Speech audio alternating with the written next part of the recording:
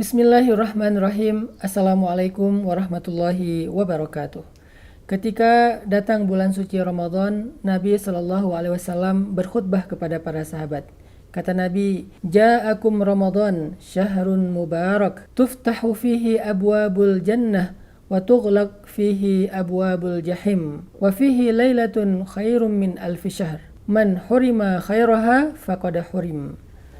Kata Nabi, telah datang kepada kalian Ramadan, bulan yang penuh dengan keberkahan. Pada bulan itu pintu-pintu surga dibuka dan pintu-pintu neraka ditutup dan syaitan dibelenggu. Di dalam bulan itu ada satu malam yang lebih baik daripada 1000 bulan.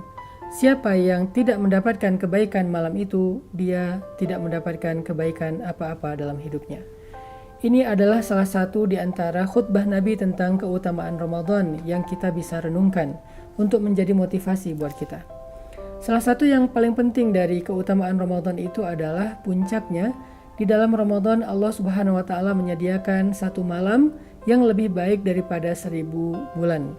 Yang kalau kita beribadah di malam itu dengan satu jenis ibadah, itu lebih baik nilainya di mata Allah daripada kita beribadah dengan ibadah yang sama selama 80 tahun lebih. Kemudian Allah juga Subhanahu wa taala mengatakan Ramadan itu syahrun unzila fihil Qur'an. Syahrul Ramadan alladzi unzila fihil Qur'an.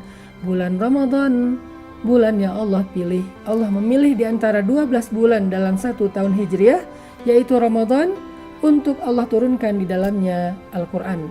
Sebagaimana Allah memilih Jibril di antara banyak malaikat, kemudian Allah memilih Rasulullah SAW di antara banyak nabi, maka begitulah Allah memilih Ramadan di antara banyak bulan. Sehingga di sini menunjukkan betapa mulianya Ramadan, sebagaimana mulianya Jibril di antara malaikat, sebagaimana mulianya Rasulullah SAW di antara manusia, maka begitulah mulianya Ramadan di antara waktu-waktu yang lain. Sehingga siapa yang ingin dimuliakan dengan kemuliaan yang sama, maka dia harus memuliakan Ramadan. Siapa yang ingin diangkat derajatnya, ditinggikan derajatnya seperti Allah meninggikan derajat Jibril, Rasulullah, Ramadan, maka jadikan Ramadan itu sebagai bulan untuk memperbanyak amal soleh. Karena satu-satunya cara kita memuliakan Ramadan adalah dengan beramal soleh. Dan ketika Allah memilih Ramadan sebagai bulan Al-Quran, itu juga berarti kita dianjurkan untuk banyak membaca dan mengkhatamkan Al-Quran di bulan Ramadan. Nabi setiap Ramadan mengkhatamkan Al-Quran dengan pemaknaannya, dengan tadaburnya, bukan hanya tilawahnya. Bahkan Nabi suka sekali membaca Al-Quran di dalam salat tarawihnya dengan bacaan yang panjang. Satu rakaat beliau membaca satu surat Al-Baqarah, satu rakaat berikutnya beliau membaca satu surat Ali Imran. Bahkan kadang beliau pernah membaca Al-Baqarah, Ali Imran, An-Nisa, Al-Ma'idah, Al-An'am hanya dengan satu rakaat saja.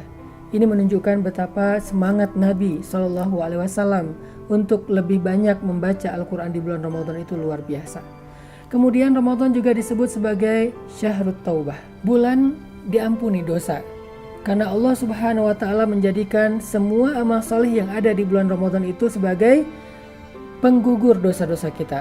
Man shoma Ramadan imanan wahtisaban ghufira lahu ma taqaddama min dzambi.